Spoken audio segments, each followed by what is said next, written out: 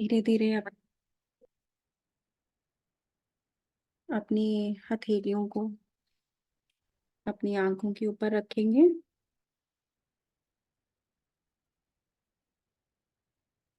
और हथेलियों को देखते हुए फ्रेंड्स ध्यान से बाहर आएंगे। धीरे धीरे अपने शरीर को महसूस करते जाइए।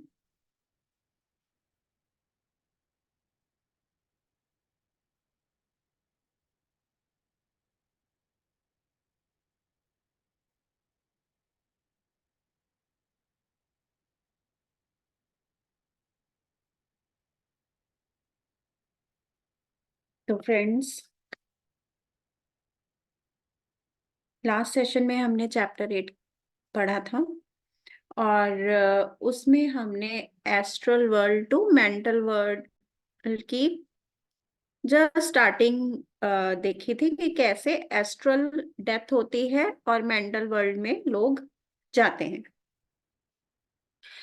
तो जैसे उन्होंने बताया एस्ट्रल वर्ल्ड में एंट्री हुई थी, आपको वहां पर अपने फ्रेंड्स मिले थे। तो वैसे ही वहां पर भी फ्रेंड्स मिलते हैं और वो आपको वेलकम करते हैं। और जो एस्ट्रल बॉडी आपने छोड़ दी है, ड्रॉप आउट हो गई है, उसको डिसइंटीग्रेट होने में टाइम लगता है। वो एक तरीके का शेल है जिसको उस सोल ने छोड़ दिया है। तो वो उसको आप शैडो भी मान सकते हो। तो वो कुछ टाइम लेती है पूरा फिनिश होने के लिए, पूरा डिसइंटीग्रेट होने के लिए। तब तक वो ऐसे ही फ्लोट करती रहती है।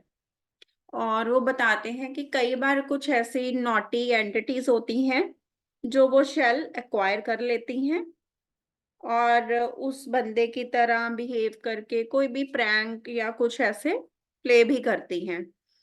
वो कहते हैं आपको समझ में आ जाता है कि जो बंदा इतना समझदार था, इतना विजडम से भरा हुआ था, वो ऐसी मूर्खतापूर्ण बातें कैसे कर सकता है। तो वो कहते हैं कई बार इस तरीके से उनको पहचाना जाता है।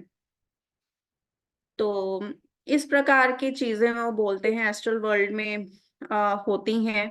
कई बार आप उनसे टकरा भी सकते हो। तो वो बोलते हैं कि सतर्क रहना चाहिए। तो फिर नेक्स्ट चैप्टर 9 स्टार्ट करेंगे। उसमें जो पीटर हैं वो बहुत सारे क्वेश्चंस पुट कर रहे हैं जो उनके मन में कंफ्यूजन्स हैं वो क्लियर करने के लिए। मेंटल वर्ल्ड के बारे में जो आचार्य हैं वो कहते हैं कि जो मेंटल वर्ल्ड है वो एस्ट्रल वर्ल्ड से अलग है। उसको समझना इतना इजी नहीं है क्योंकि एस्ट्रल वर्ल्ड जो है ना वो थोड़ा फिजिकल वर्ल्ड से मिलता जुलता है, लेकिन मेंटल वर्ल्ड जो है वो बिल्कुल ही डिफरेंट है। तो वो उन्हें कहते हैं कि तुम पहले कुछ क्वेश्चंस अपने तैयार कर लो जो तुम पुट करना चाहते हो। तो वो उनकी एक लंबी लिस्ट होती है क्वेश्चंस की और उन क्वेश्चंस के आंसर्स उनके हमें भी बहुत चीजें जो हैं क्लियर होंगी। कुछ क्लियर है, कुछ अनक्लियर है। तो उसमें वो उनका सबसे जो पहला सवाल है वो हेवन को लेके है। वो कहते हैं कि आपने मुझे एस्ट्रल ट्रैवल करवा दिया, मेंटल वर्ल्ड के बारे में भी बता रहे हैं, पर आपने कभी ये हेवन की तो बात की ही नहीं। कि जैसे हम लोग तो कहते ही हैं कि डेथ हो गई तो स्वर्गवासी हो गए, हमें स्वर्ग में जाते हैं, या दूसरे कल्चर्स में भी ये माना जाता है कि डेथ के बाद हेवन में जा रहे हैं। पर आपने तो ऐसा कोई कन्वेंशनल हेवन बताया ही नहीं है। तो वो कहते हैं कि हेवन जैसी कोई प्लेस नहीं है। वो जस्ट स्टेट ऑफ कॉन्शियसनेस है आ, आ, उस बंदे की जो उन कंडीशंस को फुलफिल कर रहा है। बट ऐसा कोई हेवन जैसा कोई प्लेस नहीं है कि वहां पर ये सब कुछ होगा। और वो कह रहे हैं कि जो पैराडाइज है वो ग्रीक वर्ड है और ये एस्ट्रल वर्ल्ड के जो अपर रीजन्स होते हैं ना, जो हायर स्फीयर्स होते हैं, उनको वो पैराडाइज बोलते हैं। और जो हेवन है वो मेंटल वर्ल्ड में मतलब मानते हैं कि मेंटल वर्ल्ड में हेवन है। तो वो कहते हैं कि उस हायर लेवल पर जाकर कुछ जो लोग होते हैं अपने इर्द गिर्द मतलब सराउंड कर लेते हैं ऐसे थॉट फॉर्म्स को, जो कि उन्होंने ही थॉट से क्रिएट किए हैं। जैसे वो बता रहे हैं सेराफिम, कैरूबियम, ऐसे शायद नाम मुझे अच्छे से तो नहीं आते क्योंकि हमारे कल्चर में कभी पढ़े नहीं है।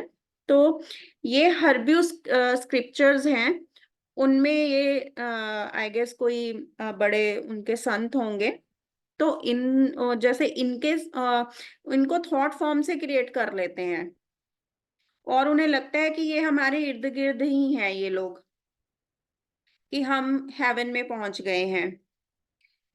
वो कहते ठीक है, उनके लिए वो रियल बन जाते हैं और इसमें कोई कोई हार्मफुल चीज है भी नहीं है कि उन्होंने ऐसी पर्सनालिटी को क्रिएट कर लिया अपने ही थॉट से। तो ऐसे ही लोग वहां पर गॉड को भी क्रिएट कर लेते हैं अपने ही थॉट से और सोचते हैं हम हेवन में हैं। और जब वो उनकी जो सोल्स हैं और डेल्व्ड हो जाती हैं और इवॉल्व हो जाती हैं, तब उनको वो कोशिश करते हैं समझने की कि फैक्ट क्या है और इल्यूजन क्या है। कि जो हम ये जो लोग हमने इर्द गिर्द अपने खड़े कर लिए हैं, ये इल्यूजन है, ये रियलिटी नहीं है।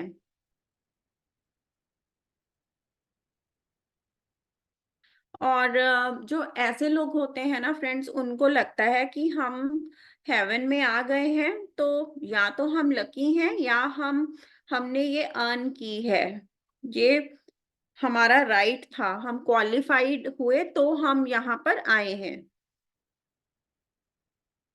और वो कहते हैं कि ऐसे ही जो मेंटल वर्ल्ड में लोग हेवन क्रिएट करते हैं, वो एस्ट्रल वर्ल्ड के हेवन से भी अलग है। तो उनको फिर समझ में आता है। पीटर आगे क्वेश्चन पुट करते हैं कि आपने मेंशन किया था एनिमल्स के बारे में एस्ट्रल वर्ल्ड में, तो उनकी लाइफ कैसे होती है, एनिमल्स की एस्ट्रल लाइफ कैसे होती है? तो वो बताते हैं कि जो एनिमल्स होते हैं वो थर्ड स्पीयर से ऊपर इनहेबिट नहीं कर सकते, वो नहीं जा सकते। बहुत कोई एक्सेप्शनल केस होगा जब कोई किसी का कोई बहुत फेवरेट एनिमल है जिसको वो अपने साथ फोर्थ फिफ्थ या सिक्स ऐसे स्फीयर्स में ले जाए, नहीं तो वो थर्ड स्फीयर तक ही रहते हैं। और उनकी जो एस्ट्रल लाइफ होती है वो 10 से 15 इयर्स तक के बीच में ही होती है, इससे ज्यादा नहीं होती। वहां पर जब वो रह रहे हैं तो वो एज अ सेपरेट एंटिटी रहते हैं। लेकिन जब उनकी, हमने पढ़ा था ना कि ग्रुप सोल होती है एनिमल्स की, वो उनको एक यूनिक ईगो नहीं मिलती, उनको कंबाइंड ईगो मिलती है, ग्रुप सोल मिलती है। तो जब वो एस्ट्रल लाइफ जी रहे होते हैं तो वो वहां पर वो एक एज अ सेपरेट एंटिटी रह रहे हैं। लेकिन जब उनकी ग्रुप सोल का दोबारा इनकारनेशन का टाइम आता है, तब वो उनकी जो सेपरेट एंटिटी है उसको ड्रॉप करते हैं और फिर वो ग्रुप सोल के साथ कंबाइंड होके इनकारनेशन के लिए चले जाते हैं। तो जब वो आते हैं एस्ट्रल वर्ल्ड में, तो वहां पर आके वो बहुत खुश होते हैं। अगर वो अगर वो दुखी भी होते हैं, उनका दिल टूटा होता है, जैसे बहुत पेट्स होते हैं जो बहुत फेवरेट होते हैं अपने मास्टर के, तो मरने के बाद पेट्स भी दुखी होते होंगे। लेकिन वो वहां पर आके बहुत जल्दी खुश भी हो जाते हैं और उनको नया घर भी मिल जाता है, नए मास्टर्स मिल जाते हैं उनकी टेक केयर करने के लिए, उनके साथ खेलने के लिए। और उन धरती पे रहते हैं तो उनको भूख लगती है, लेकिन एस्ट्रल वर्ल्ड में तो भूख का कोई कंसेप्ट नहीं है। जो लोग खाते हैं वो तो अपने बस अपनी आदत की वजह से खा रहे होते हैं, वरना वहां फूड का कोई काम है नहीं। तो जो एनिमल्स होते हैं वो वहां नहीं खाते। वो आचार्य बोलते हैं कि खाने का काम सिर्फ ह्यूमन बींग्स करते हैं, क्योंकि वो भी अपनी आदत के वश में आके करते हैं या ग्रीड की वजह से करते हैं। एनिमल्स वहां पर नहीं खाते। और वो बताते हैं कि कुछ हंटिंग डॉग्स होते हैं जो हंट करना पसंद करते हैं, तो वो अपने थॉट फॉर्म से ही कोई ऐसा जीव प्रकट कर लेंगे जिसको वो हंट करते हैं। तो इस तरीके से वो उसको उस थॉट फॉर्म को कैच करते हैं, उसकी हंटिंग करते हैं। अब वो आगे बताते हैं कि जैसे कोई हॉर्स है, उसकी डेथ हो गई है, तो वो वहां पर उन एस्ट्रल वर्ल्ड में जब वो जाएगा तो उसको वहां पर भी सेम लव एंड अफेक्शन वाला कोई मास्टर मिल जाएगा जो उसकी टेक केयर करेगा। तो बोलते हैं आगे कि जो मास्टर्स हैं जिनको स्ट्रॉन्ग अटैचमेंट है अपने पेट्स से, तो उनकी कॉल को वो फील करते हैं, उनके अटैचमेंट को वो वहां भी फील कर रहे होते हैं। तो वो जब वो सोते हैं उनके स्लीपिंग टाइम में वो आते हैं और उनसे कांटेक्ट करते हैं। एंड देन फिर वो फिर से दोबारा वापस एस्ट्रल वर्ल्ड में जब आते हैं तो अपने नए मास्टर के साथ अटैच हो जाते हैं।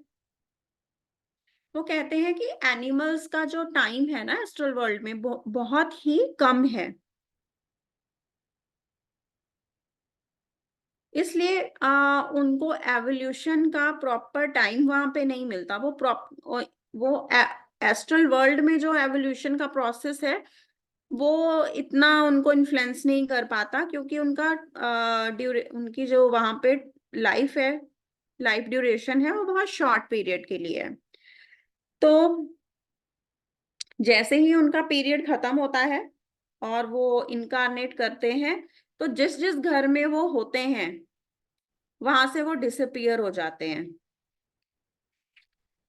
तो इस तरीके से जो एनिमल्स हैं वहां पे रहते हैं। ठीक है फ्रेंड्स। तो नेक्स्ट जो क्वेश्चन है पीटर का, वो बोलते हैं, वो चार्ल्स के बारे में पूछते हैं। चार्ल्स आप सबको याद होगा, बहुत शुरू में हमने देखा था कि जो पीटर इतना सब ज्ञान ले पाए वो अपने भाई की मृत्यु के बाद। अपने भाई की मृत्यु को वो स्वीकार नहीं कर रहे थे, तो उन्होंने बहुत क्वेश्चंस पुट किए थे गॉड को लेके, लाइफ को लेके। तो उनके ही आंसर्स देने आचार्य आए थे।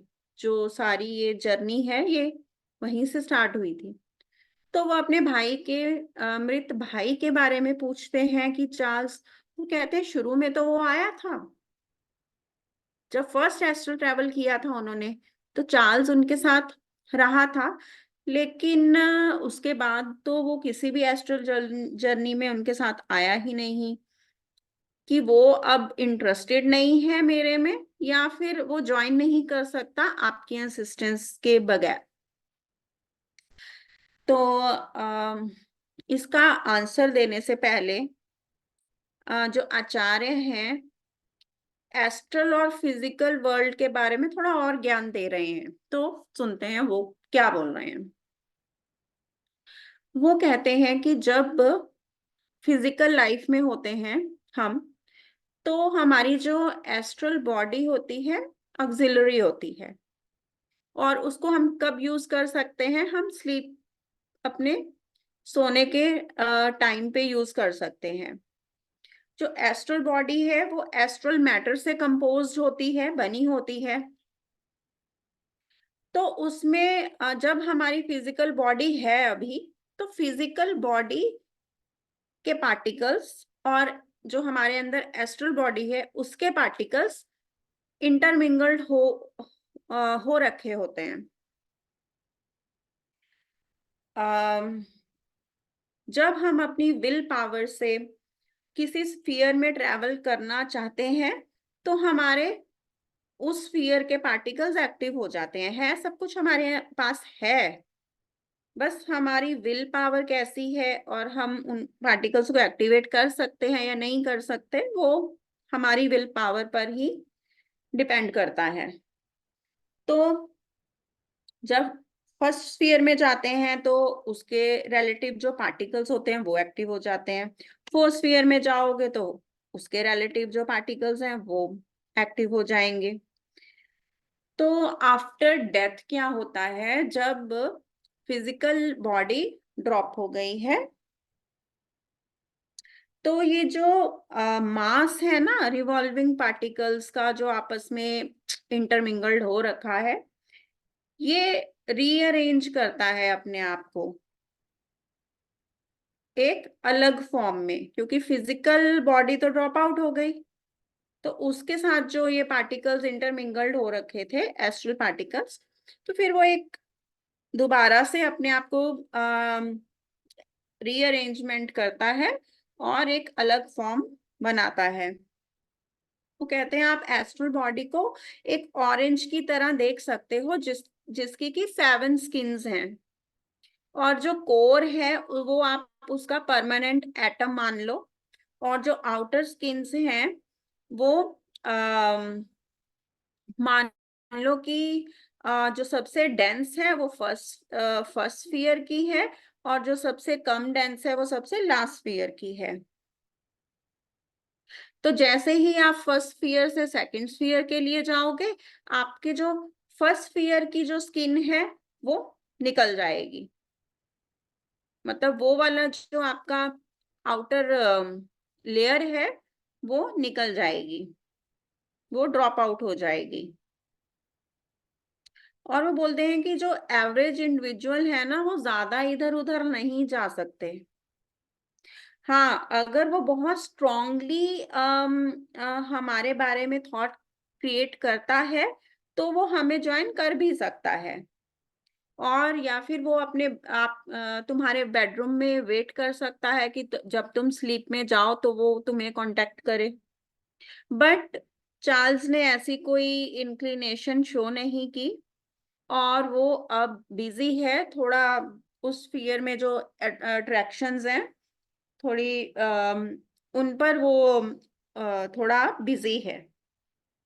वो कहते हैं कि एक फीमेल जो अभी अभी जिसकी डेथ हुई है, तो चार्ल्स जो है अभी उस तरफ अट्रैक्टेड हो रहा है और वो अब उस लाइफ को एंजॉय भी कर रहा है। तो वो कहते हैं ठीक है चलो, फिर वो नेक्स्ट क्वेश्चन पुट कर रहे हैं कि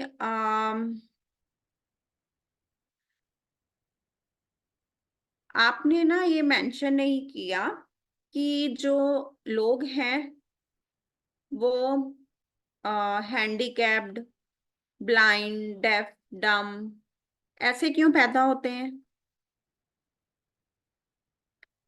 तो उसका जवाब वो देते हैं पास्ट एक्शन कर्मास। आपने पास्ट में क्या कर्म किए हैं वैसे ही तो बॉडी लेके आओगे आप। अगर आपने किसी ह्यूमन बीइंग को सफरिंग दी है, किसी एनिमल को सफरिंग दी है, मारा है, पीटा है,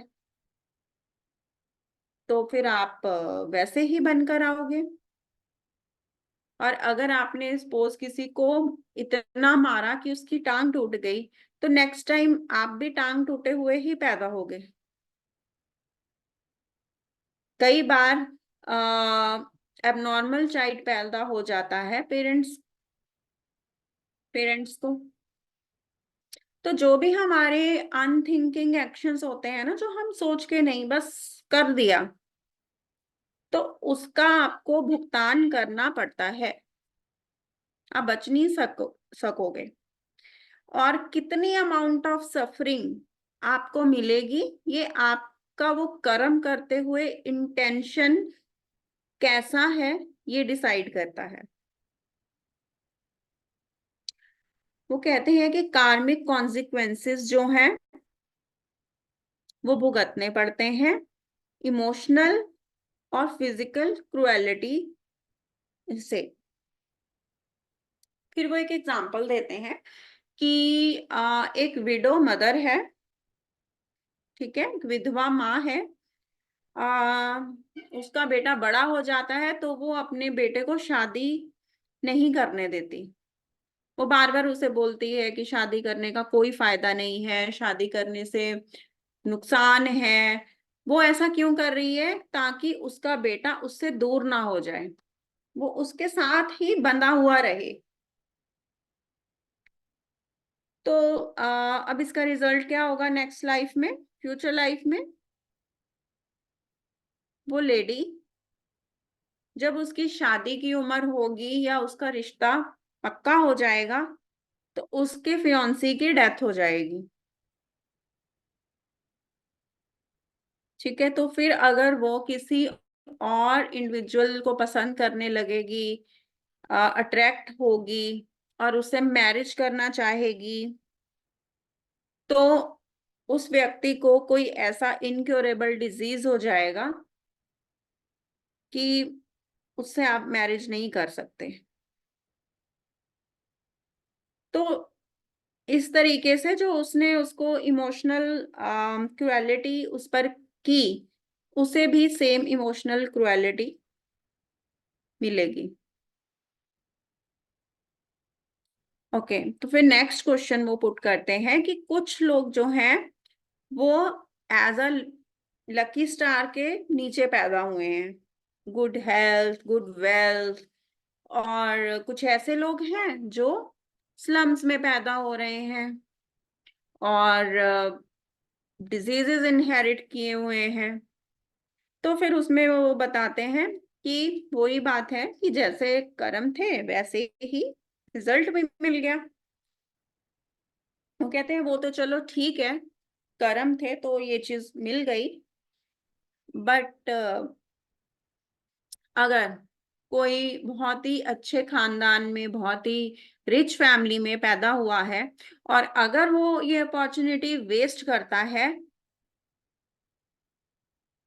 और वो गलत चीजें करता है जो सोसाइटी के लिए अच्छी नहीं है, जबकि उसको इतनी अच्छी अपॉर्चुनिटी मिली है, वो बहुत कुछ कर सकता है, लेकिन वो गलत काम कर रहा है, तो नेक्स्ट टाइम वो उसको इतनी फेवरेबल कंडीशन में पैदा नहीं होने दिया जाएगा। और अगर कोई बहुत ही हम्बल सर्कमस्टांसिस में पैदा हुआ है, एक हम्बल बैकग्राउंड में पैदा हुआ है जिसमें उसके पास कुछ रिसोर्सेज नहीं है, लेकिन फिर भी वो अपनी इन लिमिटेशंस को ओवरकम करता है और अपने आप को एज अ सक्सेसफुल इमर्ज करता है या फिर कोई बहुत ग्रेट लीडर बनता है, तो वो अच्छे कर्मों में आ जाएगा। फिर वो आगे एक और क्वेश्चन पुट कर रहे हैं कि जो वाइट कलर्ड स्किन पीपल होते हैं, क्या वो ज्यादा इवॉल्व होते हैं? और क्या कलर्ड स्किन और वाइट कलर्ड स्किन के बीच में मैरिज होना चाहिए?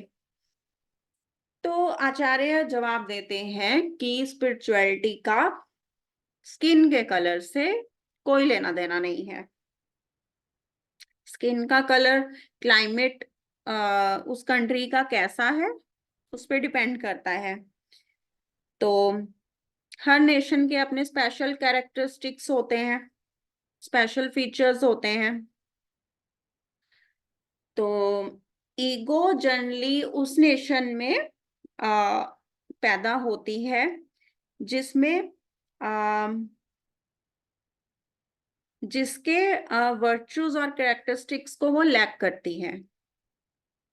तो वो उसी कंट्री में या उस एरिया में पैदा होगी जिस एरिया के कैरेक्टरिस्टिक्स उस ईगो में नहीं है, क्योंकि ईगो को हर चीज एक्सपीरियंस करनी है धरती पर। और वो बोलते हैं कि हर एक नेशन में हर तरीके के लोग चाहिए। कुछ ओल्ड सोल्स होती हैं और कुछ नई सोल्स होती हैं। वो फिर इंडिया के एग्जांपल देते हैं कि हाँ, इंडिया में दोनों तरीके के लोग मिलेंगे, जो हाईली स्पिरिचुअल भी होंगे और जो अभी आने वर्ल्ड होंगे। लेकिन वो बोलते हैं कि इंडिया में लार्जली जो इनहेबिटेंट्स हैं, वो स्पिरिचुअल डेवलपमेंट के बारे में बहुत गहराई से सोचते हैं। फिर वो बताते हैं कि हाँ, जैसे एक कंट्री या एक white colour skin, dark colour skin से मैरिज हो सकती है अगर उनका बहुत स्ट्रॉन्ग पास्ट कनेक्शन है। तो अगर वो एक दूसरे को जब देखेंगे तो उनको वो कनेक्शन फील होगा और वो मैरिज करेंगे। लेकिन वो कहते हैं कि जनरली अपने ही कलर, अपनी ही जगह में शादी करना ज्यादा बेनिफिट है, क्योंकि वो किसी अलग कल्चर में, अलग जगह में शादी करना कई बार उतना सक्सेसफुल नहीं होता। वो बताते हैं कि अगर वाइट कलर स्किन लोग स्पिरिटी कॉम्प्लेक्स, मतलब उनमें स्पिरिटी कॉम्प्लेक्स है और वो दूसरों को नीचा दिखाते हैं, और तो डेथ के बाद again law of Karma play होगा और वो उसी जगह डार्क कलर्ड स्किन में पैदा होंगे ताकि वो पेशेंस और टॉलरेंस सीख सकें। तो इस प्रकार कुछ क्वेश्चंस थे। नेक्स्ट जो चीजें हैं, वो क्वेश्चंस हैं, वो हम नेक्स्ट सेशन में करेंगे दोस्तों। आई होप आपको ये आज का सेशन अच्छा लगा होगा। तो फ्रेंड्स, शेयरिंग ले लेते हैं। अंजना जी, रिकॉर्डिंग बंद कर सकते हैं हम?